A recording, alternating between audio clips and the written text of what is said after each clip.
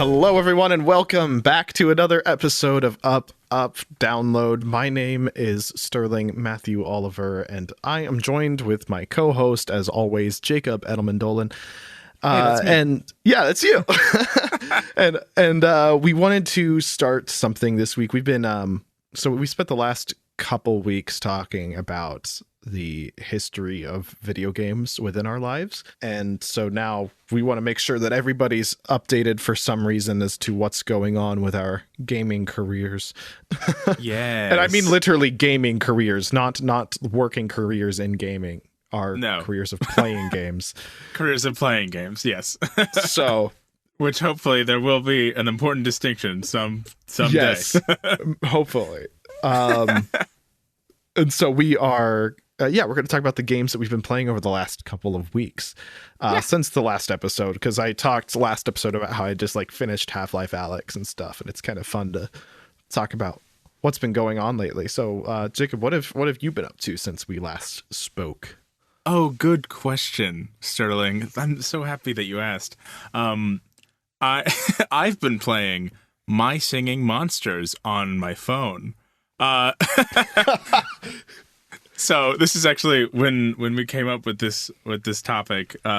We talked about how sometimes we may not be playing a AAA title every week. We may not be even playing things that we would even be considered games, right? But I mean, yeah. I think that I am playing currently My Singing Monsters. That is what I am currently obsessed with. That's the game that I've been playing recently. I haven't touched my Xbox in a couple of weeks, to be honest with you. I'm in a very similar boat. Yeah. So I am playing My Singing Monsters, and I will tell you what I like about it. Please, I am not one to speak out against mobile games. I have no ground to stand on if I wanted to speak out. I always have an idle game of some sort that is my go-to on my phone. I honestly love that for you. This is shameful gaming past of Jacob Edelman-Dolan. I used to look down on Sterling for playing mobile games. I know. I'm sorry. I'm ashamed too. You're not the only one. It was a lot of folks. I think it was wrong. I think that I love that you did that. Did it provide you enjoyment? It provided me something for my mind to do that wasn't there you work. Go. There you go. And I think that's fine. I think that if you're getting something out of it that is positive, then I think that's just fine. We could probably talk about probably have a whole episode about the discourse between mobile gaming and console gaming and all of that, and how it's that there's such a unhealthy discourse, I think, of shaming people and about the different kind of games that they play, obviously. But the other big thing that gets me is people making fun of the match 3 games, because there's a whole generation of people that were just thought games were the most ridiculous thing ever, but now they just love Bejeweled or something. Yeah. And it's there is literally something for everybody. There really is. My mom sits down and every day she plays Sudoku on her computer, and I think that makes her a gamer. I'm very liberal with the definition of gamer personally, but that's just me. You should be. I think you should be, but you should tell us more about. You should tell us. Let me tell you all about My Singing Monsters. So I don't know. Okay, if anybody has ever played this game, it's definitely your classic mobile game, very cartoony, a la Angry Birds. But what it is a game themed on these little monsters that you breed, and then you put on all these different islands, and they sing and they make really, really pretty music, and I love it. and you collect coins, and you can get all sorts of little decorations, and you put them on the islands, and then the monsters like different decorations, and then they'll produce more coins if the right decorations and the right other monsters are out there. It's adorable, and I love it. That's great. It's the best thing ever. And I got into it because my partner's little sibling loves it. And so we play all the time, and sometimes we'll like FaceTime and talk about, oh, do you have this monster on your island? And we're like, yeah, totally. It's great. I don't think that they have a huge marketing budget outside of other mobile games, because I've definitely seen it advertised when I'm playing other games. Oh, but I have not seen anything online about it, really. Totally. Well, I mean, I think that there's an entire... I don't know. If you download one mobile game, I feel like you'll get ads for every other popular mobile game. It's an ecosystem, yeah. Yeah, exactly. It's its own... I think that's a great word for it. It's its own little ecosystem. So that's the only advertising they really need to do. I don't know. It might be because they're all owned by the same company, or they all have like partnerships. Who knows? Not me. But I think it's brilliant. I mean, and most of those games, I mean, for example, I don't believe that My Singing Monsters has an option to take away ads. In fact, they use ads in a really unique way where, I mean, I don't know if it's very unique, but I use it often enough that I'm like, damn you, where it's making like me want to buy things. Yeah, well, I mean that, and also what they do is they'll use it as like, oh, if you watch this ad, it'll make your monster pop out of the breeding chamber faster. Yeah, that's very common. You'll get more diamonds, you'll get more coins, and I'm like, yes, yeah, that's how they make their money. If I do. Oh yeah, it is. Well, it is very prevalent. It's gotten to a point where I'm such a high level in this stupid, wonderful mobile game that like I barely even need to watch those ads anymore, because all my times are like skyrocketed. I have spent too much time on this game, but I love it. I know what you mean. Yeah, because the same thing happens in idle games with like upgrades, or hey, if you watch this ad, you get like double the profits for this amount of time.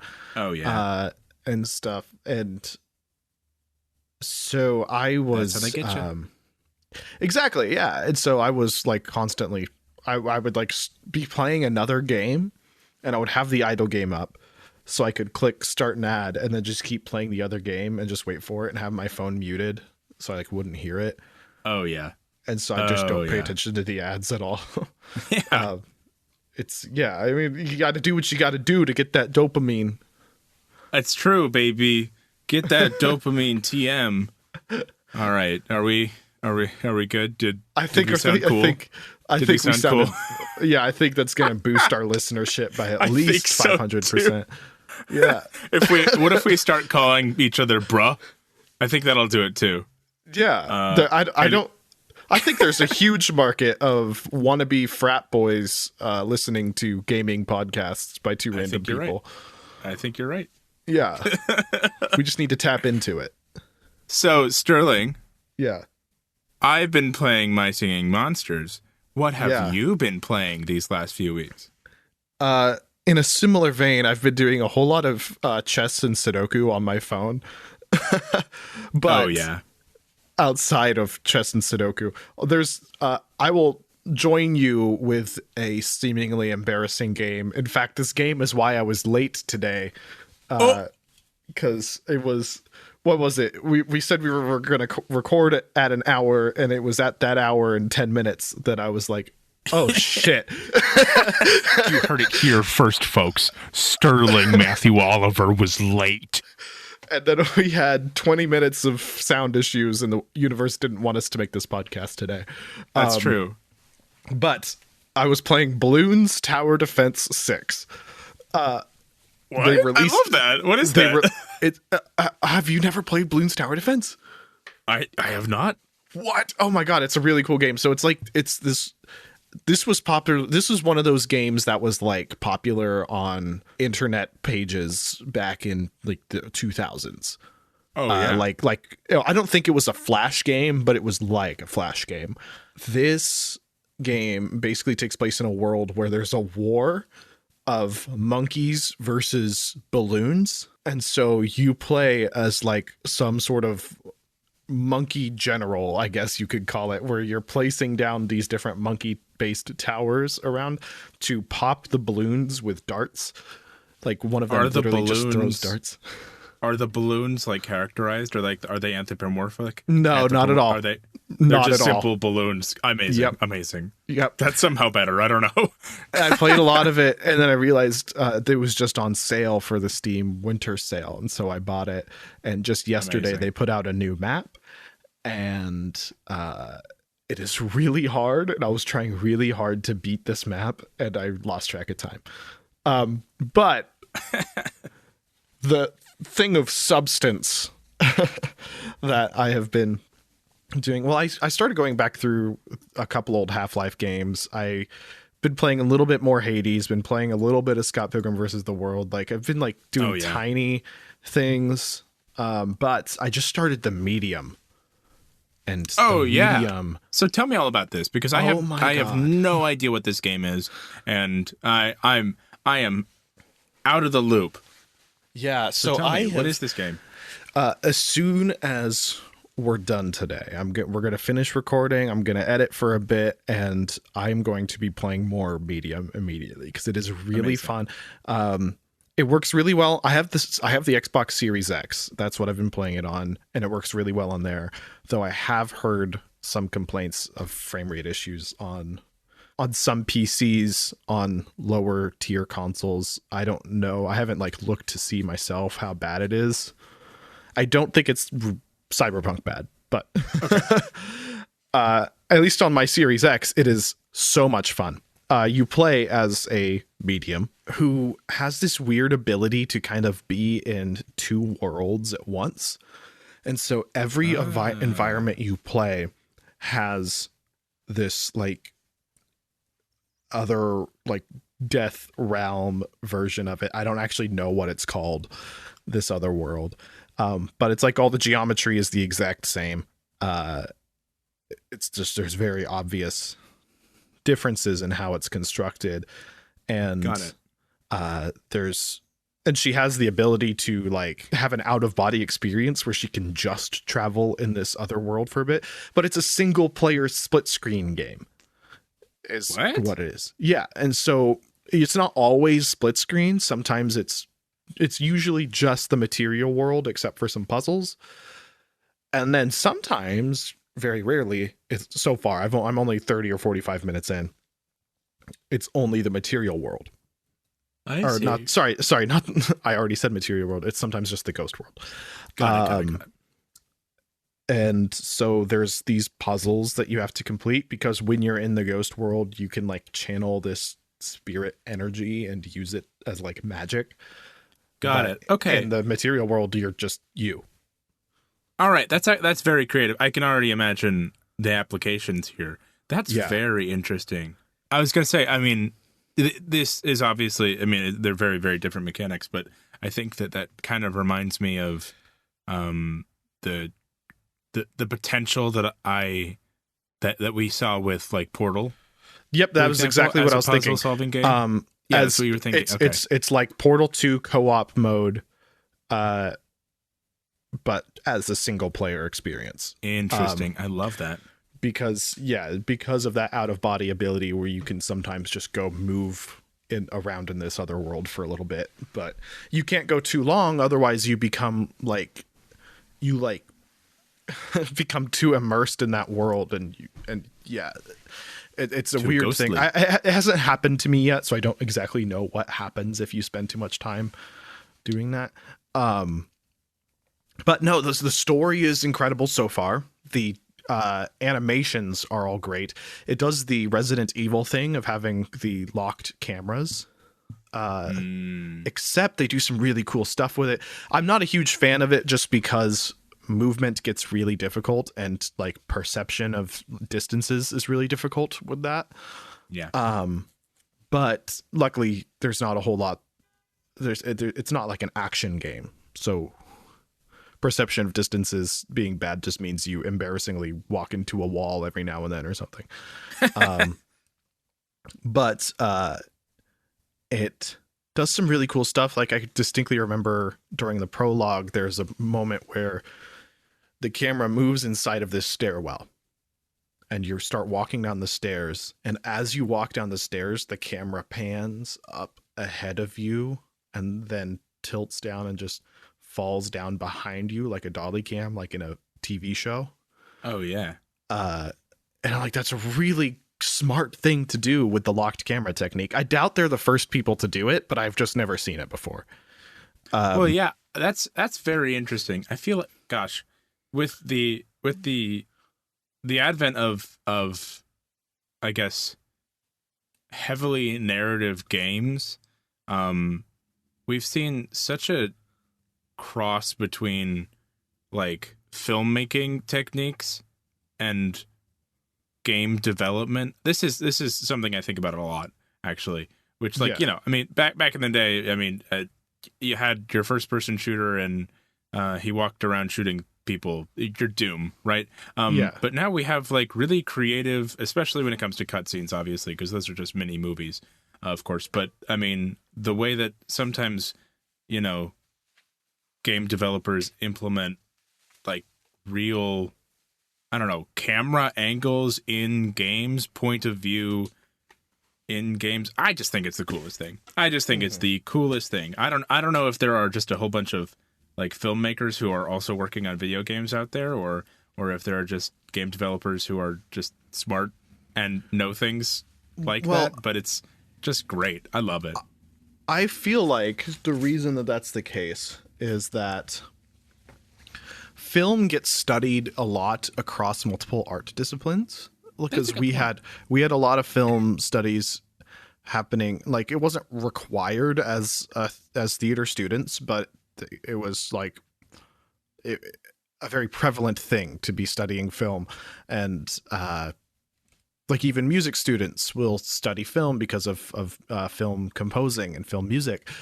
And oh yeah, setting up a shot could be really good for photography students, for journalism students. And so film gets studied a lot, but also film borrows from other storytelling techniques that have been developed over the course of centuries.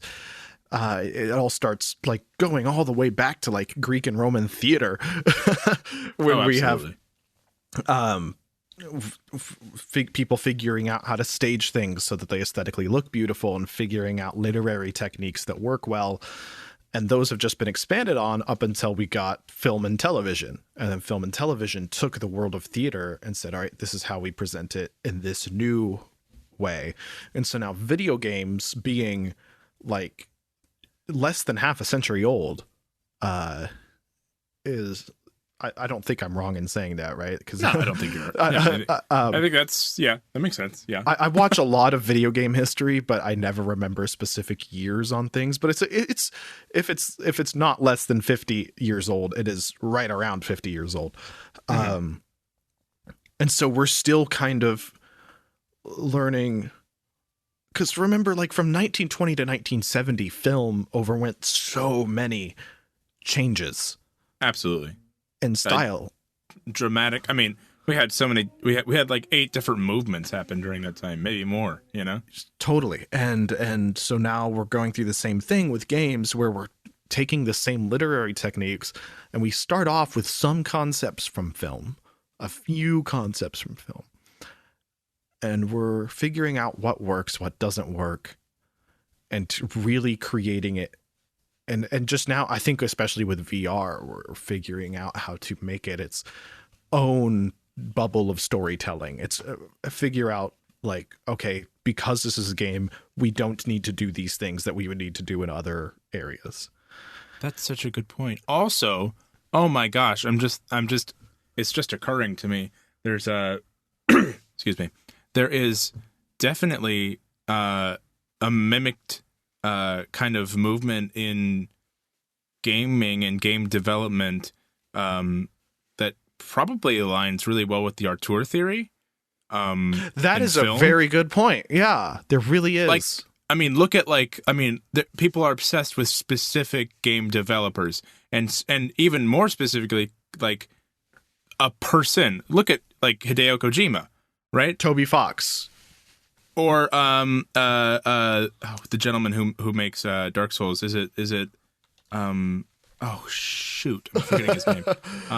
But he's amazing. I love him. Like, but I mean, those are guys are, I mean, with lack of a better term, they're auteurs.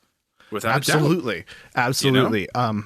Undertale, I think I mentioned Toby Fox. Undertale is a great kind of representation of the quote unquote auteur movement in video games. Absolutely. Because people helped with some of the sprites, but he pretty much did everything in that game. He designed it, wrote the story, programmed it, did all of the music, and that is an iconic soundtrack. It's just got a new vinyl reprint just a few weeks ago that I absolutely ordered from. I love that. Yeah, there's some really good stuff happening, and I think it's a good point, because right now is the best time to be an independent developer. Things have never been easier to just kind of sit down and make a game either by yourself or with a small team. Supergiant Games is another example of that. Supergiant Games made Hades. They're not really indie anymore. I don't know. Indie's such a broad term that, yeah, whatever. Which is actually, all right, that's really funny. Indie is a really broad term, and it has become a broader term in gaming as it also became a broader term in film. All right, go on. Yeah, exactly. Supergiant Games has a relatively small team. It's not tiny, but like each person has a role, whereas on a AAA game we have these huge teams of people where people wouldn't really know each other across departments unless they like are the ones who are delegated to communicate, probably. Exactly. Well, and they're owned by like billion-dollar corporations like Activision, Exactly.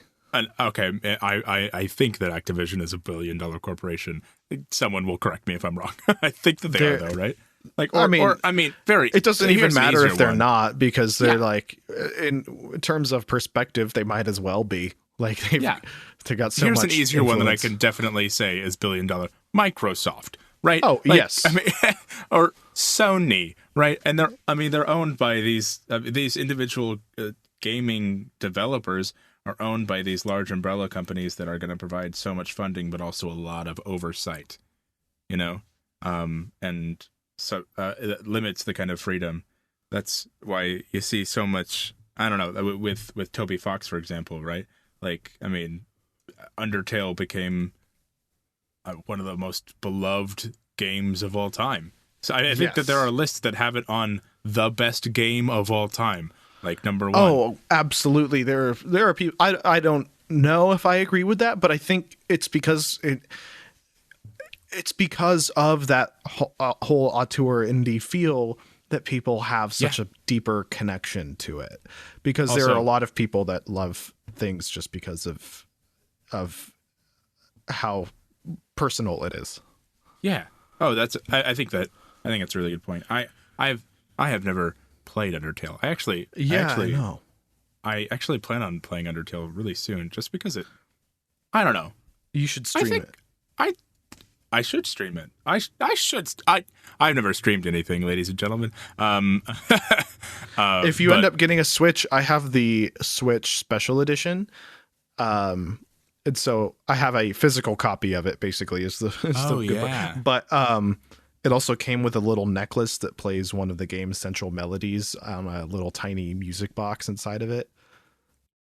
That's awesome. I love that. That was really cool. I don't know. I think that the fact that we're still talking about Undertale today, right now, means a lot. Right? It was released. And I didn't play it. I don't know, because I didn't play it until 2018.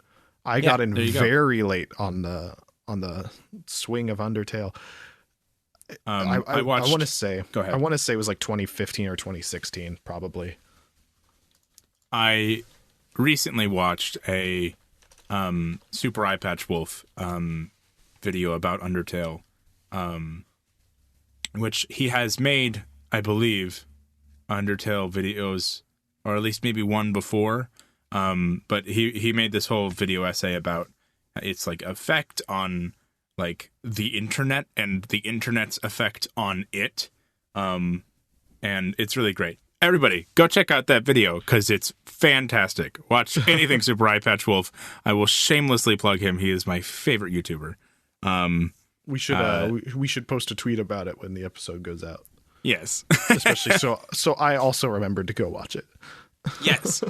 Also, you should go follow us on Twitter at Up Download. Yes, go follow us at Twitter at Up Download. I love that. Yes, and on Instagram. Yes. Shameless plug in our own podcast. Anyway, also I remembered the gentleman who makes Dark Souls. His name is Miyazaki, which is really funny because there is another auteur in film named Miyazaki. Yeah. Which there you go. You know, I'm excited about the new CGI film. I've heard that it's like a good step for the company into it's not like a brilliant film, but it is a good this is the I haven't future. heard of this. What is this? Yeah, no, I think it just came out last week. Miyazaki didn't direct it. I want to say it was his nephew that directed it. But they just came out with, oh, here we go, 2020 Earwig and the Witch. It comes out tomorrow here in the United States. Well, tomorrow from today of recording it. Yeah. And so it's already out by the time people are listening to this. I saw reviews of it that's like, oh, it's a great CGI film, and it doesn't have the magic of Spirited Away or something, but it is still obvious that if they keep at this, the film itself, I don't think it's been rating very well, but I think people have been optimistic to see where Studio Ghibli goes with. Absolutely, and I think they should be. It's incredible. It's apparently it's Miyazaki's son. Oh, okay, that makes which is great. More sense. I mean, also, hey, family. Yeah, I love that. But I've been really obsessed with just as long as we're on the Studio Ghibli topic for a second. I have been very obsessed with Your Name and Weathering with You, because they're very Studio Ghibli-esque films, directed by Makoto Shinkai. And absolutely, Your Name especially is. I have the Steelbox versions of both, and if people haven't watched them, I think they're both must-sees. They're gorgeous films. But this is not a film podcast. Hey, what? It is now. It is now. It can be for a few minutes. For a few minutes. What were you saying? I was just about to say that I haven't seen those, and perhaps I should borrow your steel absolutely steel copies. Or hopefully we can get vaccinated soon and then have a movie night. God, please. Oh my God, I have such a nice apartment. I think I've told you about. I mean, you've been to my apartment. You have been to my apartment. Yeah, we socially distanced a while back in my apartment. It was funny. We masked up and played D&D in the on laptops across the room from each other with our friends up in Chicago. And that was great. But I have the perfect setup for movie nights. I have the perfect couch. I have a wall-mounted TV. The room is huge. I have so much seating, so much space, and it is being wasted. It is being wasted. So when are you getting a surround sound system? Yes. Soon, Sterling. Soon. My soundbar changed the game for me. Okay. I'm a sound designer, but I was never I don't need an awesome sound system. I get what they're doing. But then I got a soundbar and a subwoofer and it changed your world. How naive of me. I remember when we watched, I think it was the finale of Game of Thrones. We had 8 people in, maybe more, I think, in your living room. Yeah, because some of the guys from the acapella group came over. That's right. I think because let's see here, the couch. I think we squeezed 4 onto the couch. There was 1 person on the chair. one person sitting in front of the chair. I had my office chair out. We had a couple extra wooden chairs. Yeah, I think there was 9 people there. God, that was ridiculous. And but it sounded great. Yeah, I had my Philips Hue lights turned down. I mimicked like an IMAX theater, how they do like these dim blue lights. I do that with purple lights. Oh, I love that. I love setting up little home entertainment areas. Absolutely. Oh my gosh. But there's something very important that we wanted to talk about, and now that we're over half an hour in, I think we should start talking about what we're here for. The topic of the podcast that we wanted to talk about today. Yes. The couple things, but we want to start off talking about Xbox Live because this happened like just as I think it was just as our last episode was coming out. So I think you're right. Not had the chance to talk about it. I thought this was such an interesting like moment in I just thought so okay, some context. Xbox Live Gold was announced to by Microsoft by Xbox. They were announcing that they were going to double the price from $60 a year to $120 a year. Was it for really Xbox double? Live Gold. Yeah, it was double. Holy crap, I was not paying attention.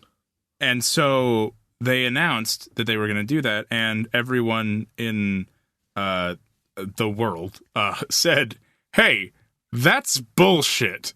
Because I mean, that's a lot. I mean, it was very clear that it was Xbox's way of kind of trying to push more people into Game Pass. Yes. Because, you know, I mean, Game Pass is, of course, as we all know, and I think we may not all know it, but I think it's an incredible value, and I'm happy that I have it for me personally. It is. But it's not phenomenal for everybody. You know, and not everybody wants it. Not everybody wants to have to pay that price. And kind of, it almost feels like Xbox decided to penalize people for not wanting it. I don't know. It just felt like a very questionable business move, if you ask me. I agree. But that's what I think makes the next part very interesting is that I didn't. So I'll be honest, like I heard some people talking about it. I saw some tweets that were like, "Oh, this is crazy," but I didn't see an outroar over it because of like I'm in gaming communities online, but it's just not like a huge national news thing. I didn't see a whole lot of people talking about it. I saw enough people talking about it, but Microsoft apparently either one, if we want to get conspiratorial about it, had it planned, or two, cared enough about the people that were talking about it. Yeah. To reverse it entirely and then do one better. They did. Yeah. So, I mean, I think I was following it maybe a little bit closer than you were, just because probably I saw people specifically saying, "Oh, now since I don't have Game Pass, I'm going to have to pay $120 a year to play my free-to-play games like Fortnite." Because on Xbox, you have to pay for gold to get free-to-play, to get access to basically like games that use the internet. That's like a broad way of putting it. You don't need Xbox Live Gold to access the internet using your console. You used to, but you can watch Netflix and like Hulu without it. You know, you can use apps without. I think that stemmed gold. from the PlayStation Network outage.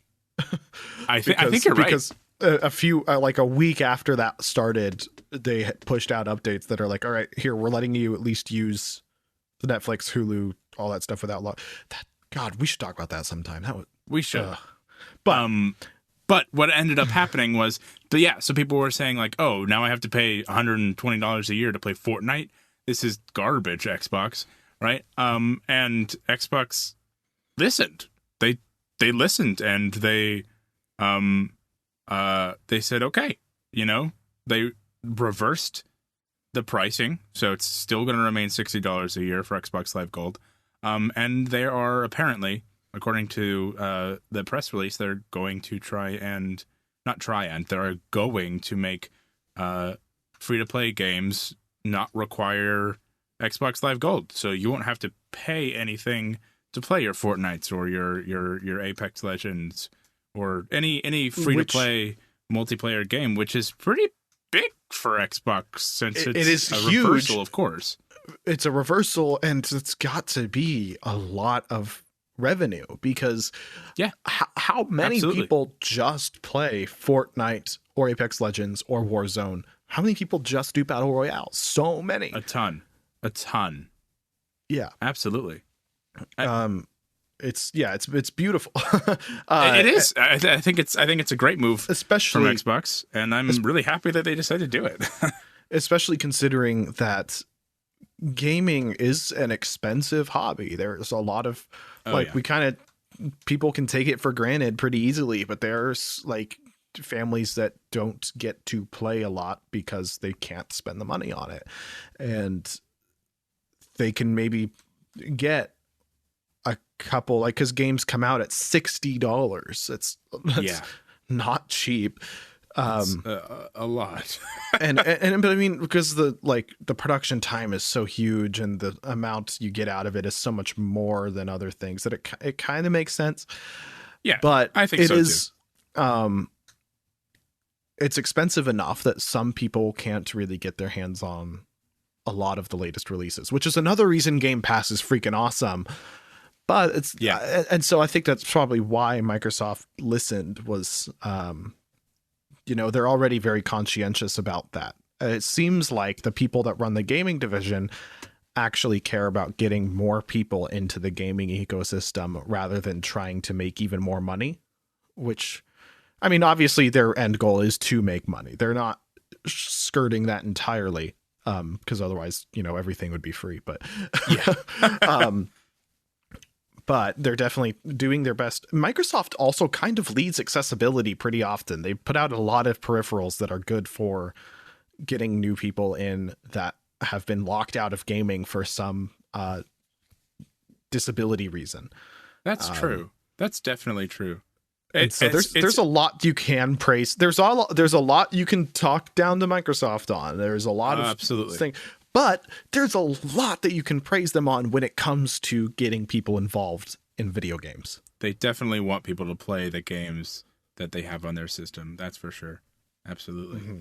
It's interesting to see kind of the discourse surrounding like Xbox as a company and PlayStation as a company and Nintendo as a company. I think especially seeing like all this kind of positive stuff coming out of Xbox, with like Game Pass and with the reversal, of course, on this decision. I mean, it's generally the mood is pretty positive, and then I just take a small gander over to check on Nintendo, and it is a dumpster fire. People are really very upset at Nintendo for I believe the big deal right now is like copyright issue or that's been the thing over the last few months is lots of stuff getting shut down, which is it's a tough conversation to have because they are well within their rights to shut down anything using their IP. Absolutely. They're very protective of it because not everything Nintendo does is so family oriented, but like a huge majority of the things that Nintendo put out are family oriented. So they want to take care of their IP. But there's some really good things happening with fans making new material with their characters that aren't necessarily detrimental, I think, that are getting shut down a lot. There are, Super Smash Brothers Brawl tournaments for the Nintendo GameCube getting shut down because they use an emulator for the GameCube. There's somebody had made a Super Mario Brothers Battle Royale and that got shut down, and then they made Super Mario 35 which I have heard a lot of people say was worse than the original Battle Royale that got shut down. I don't know. I didn't play the original. I love Super Mario 35. That's good. I mean, good. But yeah, I mean, Nintendo does a lot of good things. They make good work. They do. They definitely. But they're just they keep to themselves, and I think that it is possible to be critical of it while still recognizing that, yeah, you have a right to do this, but should you be doing it as much as you are? Totally. I completely agree. I think that, I mean, these companies make things that we enjoy, and oftentimes we say, all right, I like this company because they make the things that we enjoy, and then, sometimes they make questionable decisions, and we have to recognize those as much as we recognize the great work that they do, I think that being critical of the things that we love shows that we love them the most, Totally. But speaking of being critical of the things that we love, I'm going to talk about one of the games that I love most in the world that I'm also maybe the most critical of, and that is Mass Effect. Today, yes, we have more to talk about. You thought we were done with Mass Effect? No, there's always more. Always we'll more. Never be done. Today we got some more news on the Mass Effect 4K remake. I guess it's not a remake, but it's a revamp. What do they call those? I don't know. Re-release? What updated version? God, there's so many. Remaster. Thank you. God, that's the only term. I was about to say, we call these things so many different words. No, we call them one word, and it's called a remaster, and I'm an idiot. But yeah, we got to see gameplay footage, and we got to see some really cool stills for the upgraded look of the game.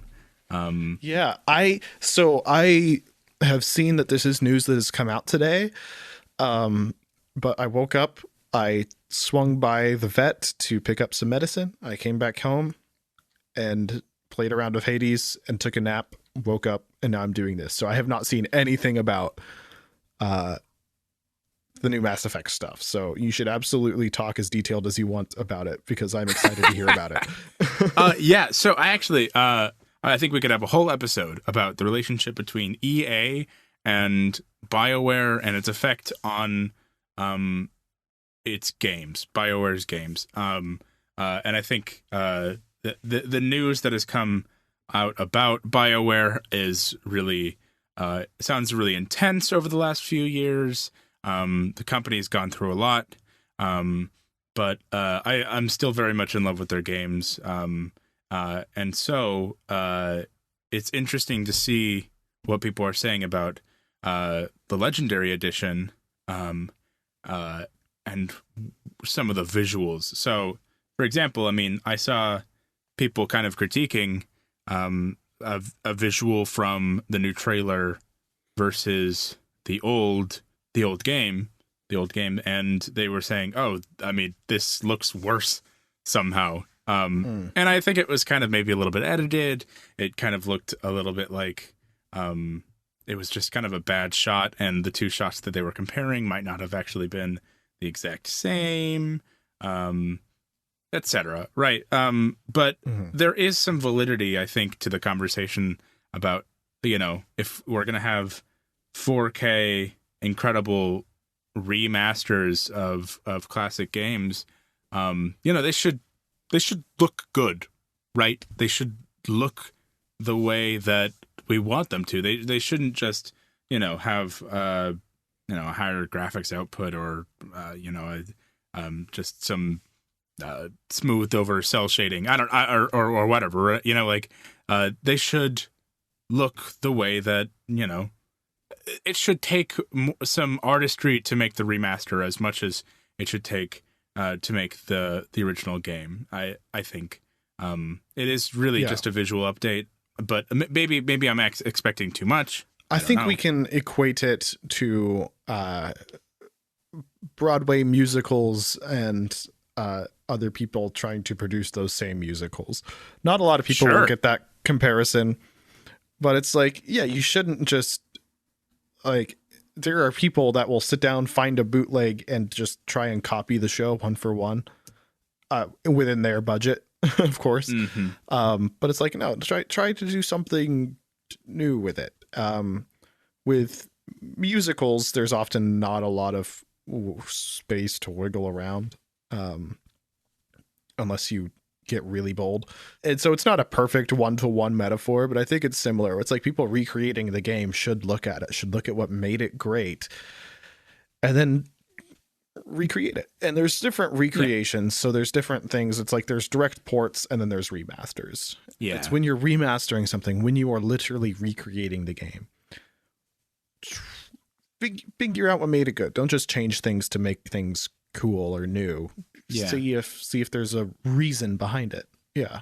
Because I remember when there was I believe it was the remaster of one of the Halo games. I think it might have been Halo CE. And they were talking about, there was this gentleman who on YouTube who I cannot remember, who made a video all about why this remaster was kind of an insult to the original game and its textures, specifically the visual look of the textures from the original game were like really interesting and had some real artistry to it. And then when they remastered it, they kind of just like painted over them. It's like putting he compared it to putting wallpaper over like beautiful brick, or something like that, where like, it's all just kind of smoothed over, and it might have a higher graphics rate, it might run at a higher FPS, but it's not as good, it's not as artistic, it's not as I don't know. There's just something not right about it. And of course, we got a release date today, right? Like May 14th. May 14th. A lot of game developers talk about how it's in the very last few months of a game development cycle that you really start to hit your grind. And there's, just like a film, a lot of artistic passes that need to happen. There are like probably filters that haven't been applied yet, or art direction passes over certain areas that haven't happened yet. And there's still time for things to change, of course. And we have it's February now, so we have all of February, all of March, all of April, and then half of May. We have 3.5 months for it to change. Yeah. I will say that there are big changes that can be made in that time. Absolutely. And I will say that I think I was jazzed by the trailer. I thought it looked great. But I think it's important to talk about what other people are saying about the remaster and the way it looks. I think that it will be interesting to see what people say about it when it comes out. I believe that we also learned that it's going to have like every single DLC that was ever released. Yeah, that's something I was really excited about. I did read that. I didn't know there was that much DLC for Mass Effect. Yeah, there are like 40. Lot. There's so many. And it's awesome. Is it some of it like weapon skins, or is that all like... Oh, yeah. A lot of it has to be stuff like that. Like, definitely, it's a lot of it has to be like aesthetic things or accessories and stuff like that. I'm sure of it. But, I mean, there were definitely a mighty fine amount of like story DLCs that came out for each game, I believe. And some of which I never played.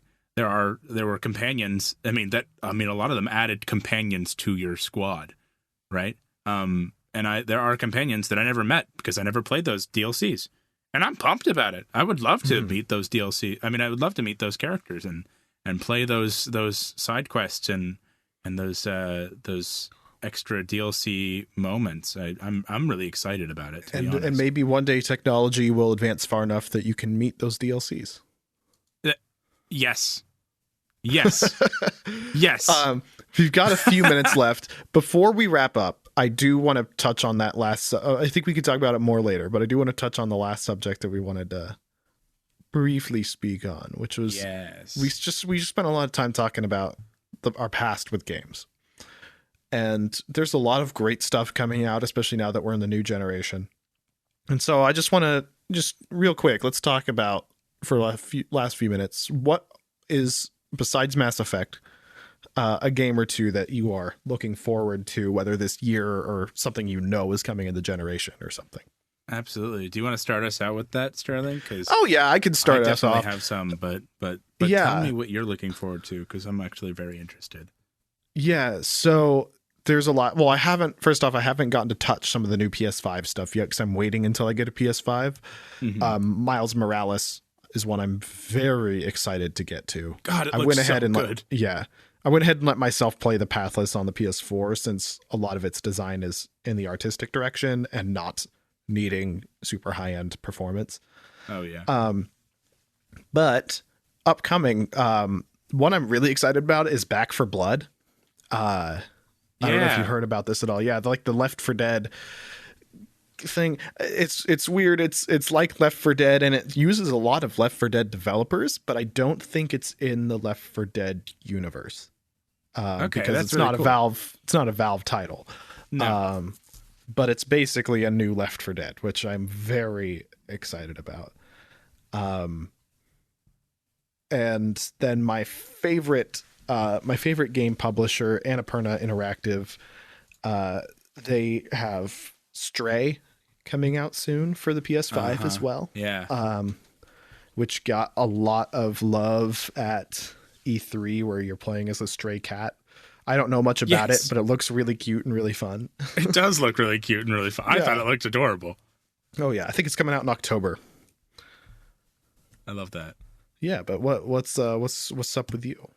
So, I am particularly excited about Elden Ring.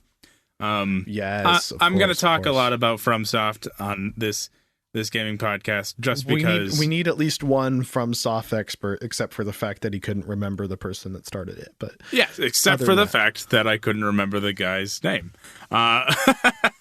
No, I love their games. I love their games, and I love the mechanics, and I think that they're the coolest. I'm particularly excited about the. I mean, ask anybody who knows me, but I am a simp for great lore. Now we can't book this episode on Twitch. Thanks. Oh, dang it! I am a simp, SIMP, squirrels in my pants, for great lore, and I'm really excited for the collaboration between FromSoft and George R.R. Martin.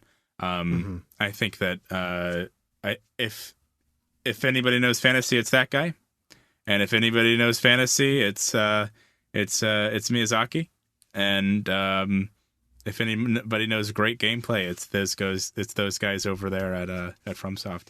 I'm really excited about it. I love dark fantasy so much. I have been impressed every time I've played a Soulsborne game with how fluid everything is. It feels powerful to play. I just, I got turned off by the fact that I'm a bad video gamer, but you are not. It just, I mean, they're not. I mean, sometimes you have fun playing them, and sometimes you don't have fun playing them. And that has been my experience with every game. Sometimes it gels with you, it doesn't. I don't know. But that's fine. I think that, I mean, God, I'm maybe the most predictable.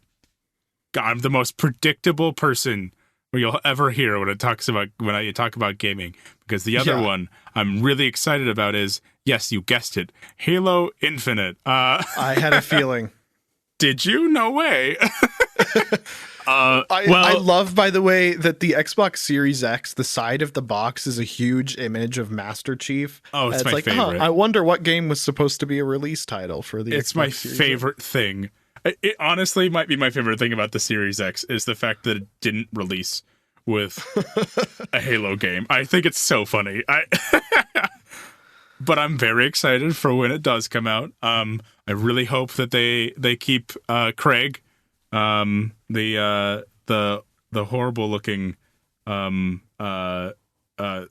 sprite from the game. He's a brute. That's what he is. That just looked awful in the original trailer when it premiered at I think it was at E3 or something like that when it premiered. But I hope that the game is good. That's all I hope. I mean, I'm gonna play it because I love the series so much. But I've been hearing some really great things coming out about it right now. I've been hearing some really positive feedback from fans, really positive feedback from the developers, and the people working on it. It sounds like it's going to be like a labor of love, and it's also going to be like virtually open world, which I think is dope. I have never wanted anything more than an open world Halo game. Maybe someday we'll get a VR MMORPG Halo game. Yeah. I am. Yes, please. Yes. Just give it all to me. Give me direct adaptations of the books in game form. Give me it all. Give it all to me. Anyway, I'm done. I'm sorry. We have a lot of beautiful things coming this year, and we are going to be talking about hopefully as much of it as possible. But we're getting up there in time, so I think it's a good time to go ahead and wrap us up and go on our merry ways. And we'll be back in 2 weeks for more. Yeah, for more. Make sure in the meantime that you go and follow us a second time on Twitter and Instagram at Make another account. Absolutely. Follow us again. and then get banned for having multiple accounts. No, that's not a thing that happens. I have so many Twitter accounts. I was going to say, I think that you run like 8 Twitter accounts, don't you? I have. Well, I've given some of them up. I have moved on, but I currently have 4 logged in on my computer. I'm proud of you. And sometimes it's 5, depending on if I'm working somebody else's Twitter for a little bit or something. Perfect. But yes, all right. Regardless, go follow us at Download. Make sure you subscribe to us wherever you are listening if you haven't already, and if it's possible on your service, give us a rating. Ratings help so much, not only for us to figure out what we're doing poorly, what we could improve on, but also in helping new people to find our podcasts. The more ratings we have, the better we tend to do in search results. So if you wanting to help us out, that's a great, easy, free way to do that. But yeah, thank you so much for watching. Again, my name is Sterling Matthew Oliver, and I was joined today with co-host Jacob Edelman Dolan. I love you. And we will see you soon.